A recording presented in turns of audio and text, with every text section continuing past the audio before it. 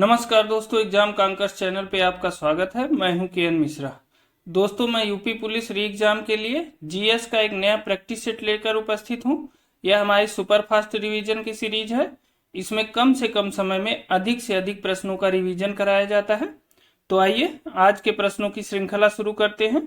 और हाँ, अगर आपने पहले की सीरीज नहीं देखी है तो उसे अवश्य देख लें। उसका लिंक डिस्क्रिप्शन बॉक्स में दे दिया गया है। तो चलिए आज के प्रश्नों की श्रृंखला शुरू करते हैं। आज का पहला प्रश्न है, अमेरिकी पत्रकार जो महात्मा गांधी के भारत छोड़ो आंदोलन के दौरान उनके साथ था, उसका क्या नाम था? देखिए, भारत छोड़ो आंदोलन के साथ कौन सा अमेरिकी पत्रकार था जो गांधी जी के साथ था, ये बताना है आपको। ऑप्शन ए है लुई फिशर, ऑप्शन बी है विलियम एल सिवेर, ऑप्शन सी है वेब मिलर और ऑप्शन डी है नेगली फार्सन। तो आप जल्दी से बताइए, आप अपने आंसर कमेंट बॉक्स में कमेंट करते जाइएगा, ठीक है। तो देखिए, इसका उत्तर होगा option A, Louis Fischer. Louis Fischer जो है भारत छोड़ो आंदोलन के समय महात्मा गांधी के साथ थे। ये अमेरिकी पत्रकार थे। अब देखिए, इसमें एक दूसरे जो इम्पोर्टेंट पत्रकार हैं वो हैं वेब मिलर। वेब मिलर भी अमेरिकी पत्रकार थे। ये जो है सविनय अवज्ञा आंदोलन के दौरान जो धरासना में सत्याग्रह हुआ था वहां ये उपस्थित थे। उनका वहां का इन्होंने आंखों देखा हाल बताया है। तो ये दोनों पत्रकार बहुत इंपॉर्टेंट हैं, इन्हें याद रखिएगा, ठीक है। चलिए दूसरे प्रश्न की तरफ चलते हैं। लीप फॉरवर्ड पॉलिसी के कारण भूखमरी से लाखों लोगों की मृत्यु हुई थी, कहां पे? आपको बताना है कि लीप फॉरवर्ड पॉलिसी किस देश में लागू हुई थी। ऑप्शन ए है रूस में, ऑप्शन बी है वियतनाम में, ऑप्शन सी है चीन में और ऑप्शन डी है जर्मनी में। तो लीप फॉरवर्ड पॉलिसी जो है ये हुई थी चीन में, ठीक है। चीन में 1958 से 61 तक, कब? 1958 से 61 तक लीप फॉरवर्ड पॉलिसी लागू की गई थी। ये 5 साल की थी, लेकिन 4 साल में ही इसे समाप्त कर दिया गया था। चलिए की तरफ चलते हैं। आज का तीसरा प्रश्न है, निम्नलिखित में से किसके लिए माध्यम आवश्यक नहीं है? आपको यह बताना है किसके लिए माध्यम आवश्यक नहीं है। ऑप्शन ए है विकिरण, ऑप्शन बी है संवहन, ऑप्शन सी है चालन और ऑप्शन डी है इनमें से कोई नहीं। तो इसमें से किसके लिए माध्यम आवश्यक नहीं होता है? आप जानते हैं विकिरण। विकिरण के लिए ये तरंगे होती हैं, इसके लिए किसी माध्यम की आवश्यकता नहीं होती, ठीक है। चलिए चौथे प्रश्न की तरफ चलते हैं। 100% सौर ऊर्जा पर चलने वाला भारत का पहला केंद्र शासित प्रदेश है। आपको ये बताना है कि इस केंद्र शासित प्रदेश में 100% सौर ऊर्जा से बिजली उत्पन्न होती है। तो ऑप्शन ए है चंडीगढ़, ऑप्शन बी है दीव, ऑप्शन सी है अंडमान निकोबार और ऑप्शन डी है पुदुचेरी। तो कौन सा है इसमें? जल्दी से आंसर बताइए। ये है बी ऑप्शन। दीव जो है 100% सौर ऊर्जा से चलने वाला पहला केंद्र शासित प्रदेश है भारत का, ठीक है। चलिए अगले प्रश्न की तरफ चलते हैं। भारत में जनांकीय इतिहास में महाविभाजन का वर्ष है। आपको बताना है कि भारत में जनांकीय इतिहास में महाविभाजन का वर्ष कौन सा है। ये प्रश्न कई बार पूछा गया है। तो ऑप्शन ए है 1921, ऑप्शन बी है 1947, ऑप्शन सी है 1951, ऑप्शन डी है 1982। तो कौन सा है? ये है 1921, ठीक है ना। इसमें जो है जन्म दर से अधिक मृत्यु दर हो गई थी, ठीक है। तो पहली बार ऐसा हुआ था। तो ऑप्शन ए सही है, ठीक है। छठे प्रश्न की तरफ चलते हैं। उत्तर प्रदेश में निम्नलिखित में से किस स्थान पर एक नाभिकीय ऊर्जा परियोजना स्थित है? उत्तर प्रदेश में किस स्थान पर नाभिकीय ऊर्जा परियोजना है? ऑप्शन ए है ओबरा, ऑप्शन बी है पनकी, ऑप्शन सी है नरौरा और ऑप्शन डी है हरदुआगंज। तो आप जानते होंगे कि उत्तर प्रदेश में केवल एक जगह पे, कहा? नरौरा में। नरौरा में परमाणु ऊर्जा केंद्र स्थित है या नाभिकीय ऊर्जा केंद्र स्थित है, ठीक है। तो सी ऑप्शन सही है। अब सातवें प्रश्न की तरफ चलते हैं। निम्नलिखित में से किस एक का मुख्यालय सही दिया गया है? इसमें किसका मुख्यालय सही है? आपको ये छांटना है इसमें से। देखिए, यूएनओ का मुख्यालय दिया गया है लंदन, तो ये गलत है। यूएनओ का मुख्यालय कहाँ है? न्यूयॉर्क है। डब्ल्यूटीओ का मुख्यालय दिया गया है जिनेवा, तो ये सही है। डब्ल्यूटीओ का मुख्यालय जिनेवा है, यही सही है। अब बताइए ILO का मुख्यालय कहाँ है? ILO का मुख्यालय भी जिनेवा है। और FAO का मुख्यालय कहाँ है? FAO का मुख्यालय है रोम या इटली, ठीक है ना। तो FAO का मुख्यालय रोम इटली है, ILO का मुख्यालय जिनेवा है और UNO का मुख्यालय न्यूयॉर्क है, ठीक है। इसमें बी ऑप्शन सही है, WTO का मुख्यालय जिनेवा सही दिया गया है, ठीक है। चलिए अगले प्रश्न की तरफ चलते हैं। पारिस्थितिकी पदछाप के माप की इकाई है। पारिस्थितिकी पदछाप के माप की इकाई है। ऑप्शन ए है भूमंडलीय हेक्टेयर, ऑप्शन बी है नैनोमीटर, ऑप्शन सी है हापस क्यूबिक फुट और ऑप्शन डी है क्यूबिक टन।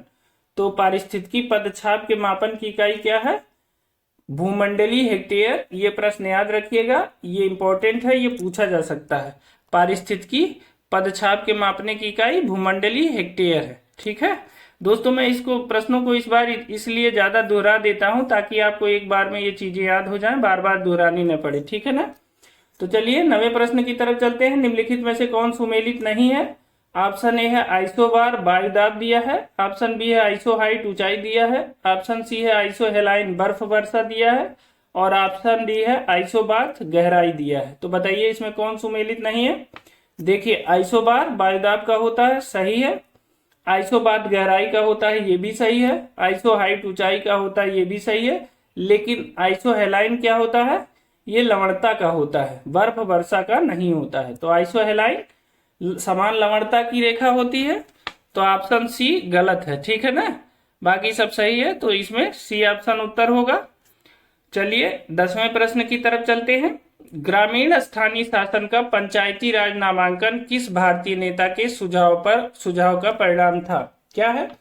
ग्रामीण स्थानीय शासन का पंचायती राज नामांकन किस भारतीय नेता के सुझाव का परिणाम था? ऑप्शन ए है जवाहरलाल नेहरू, ऑप्शन बी है doctor Rajendra Prasad, option C है सरदार पटेल और ऑप्शन डी है MK गांधी। तो कौन होगा जिसने पंचायती राज को जो है, जिसने ग्रामीण स्थानीय शासन को पंचायती राज नामकरण किया था? वो थे MK गांधी, मतलब महात्मा गांधी, ठीक है ना। तो महात्मा गांधी, डी ऑप्शन सही है। चलिए अगले प्रश्न की तरफ चलते हैं।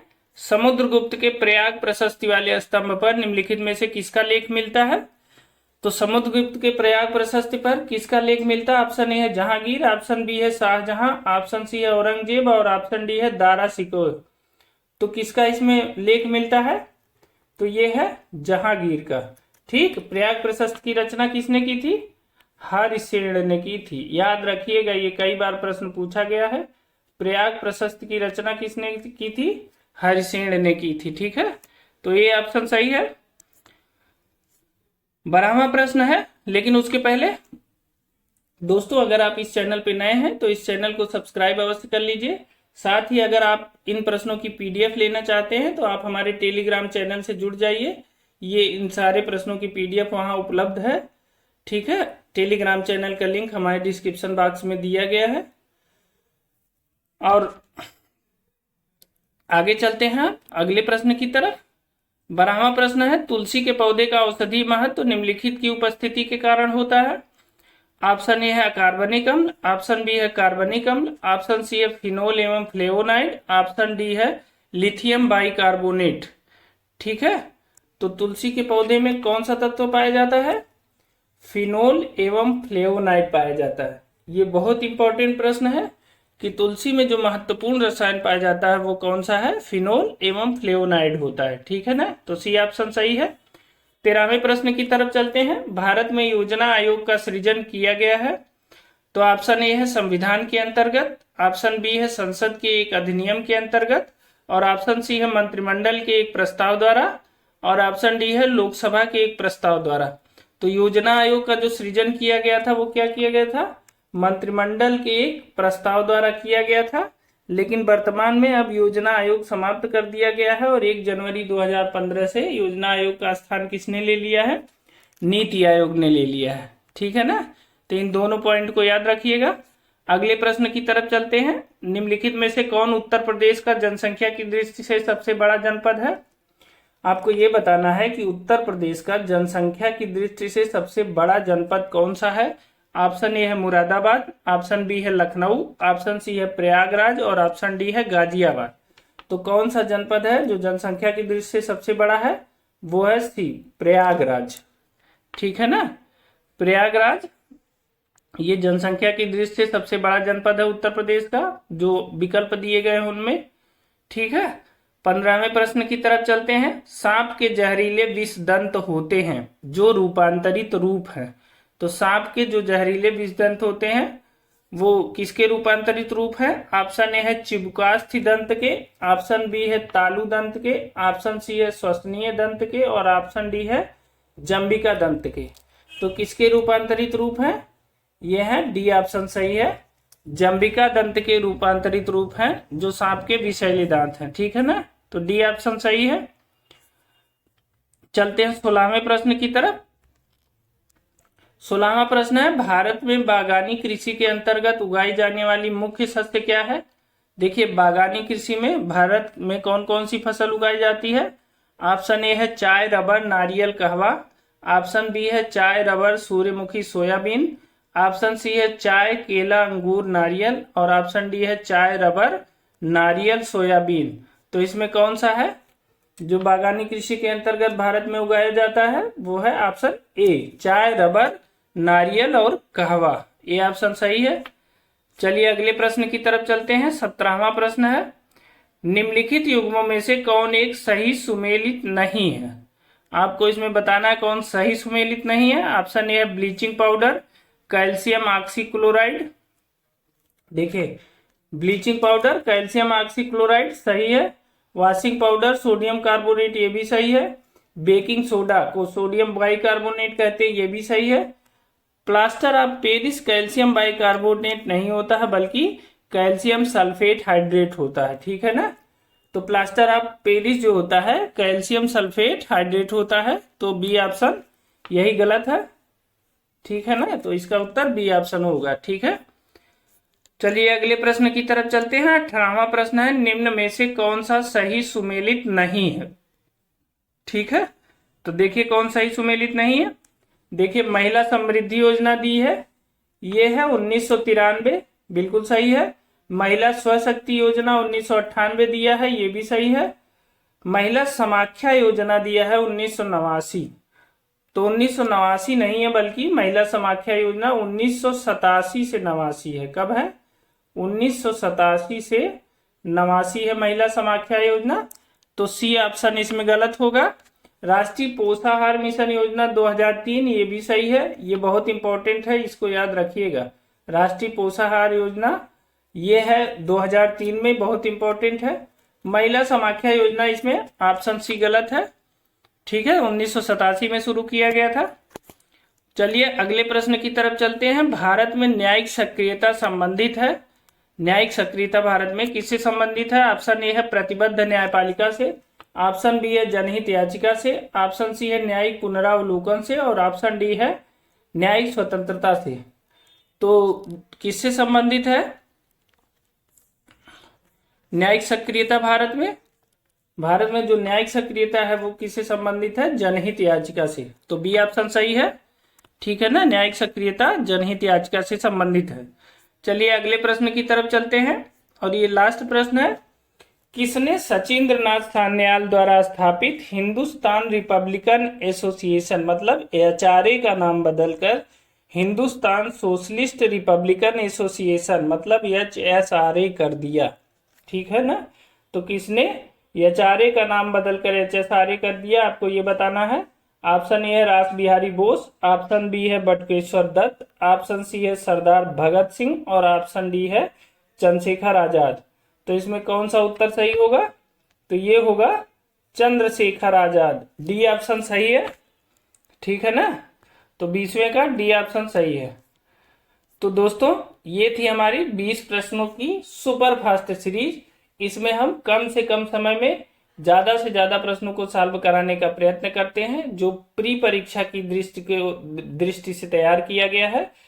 चूंकि प्री परीक्षा में आंसर सामने होता है, इसलिए आप ज्यादा से ज्यादा जितने प्रश्नों को पढ़े रहेंगे, दोहराए रहेंगे, तो आपको आंसर खोजने में आसानी होगी। साथ ही रिपीट होने वाले प्रश्नों में गलतियां नहीं होंगी। आपको ये वीडियो कैसी लगी हमें कमेंट करके जरूर बताइएगा। साथ ही अगर ये वीडियो आपको अच्छी लगी हो तो उसे लाइक जरूर करिएगा। अगर आप इस चैनल पे नए हैं तो इस चैनल को सब्सक्राइब अवश्य करिएगा। ठीक है, तो आज के लिए इतना ही। मिलते हैं अगले वीडियो में एक नई टेस्ट सीरीज के साथ। तब तक के लिए बहुत बहुत धन्यवाद।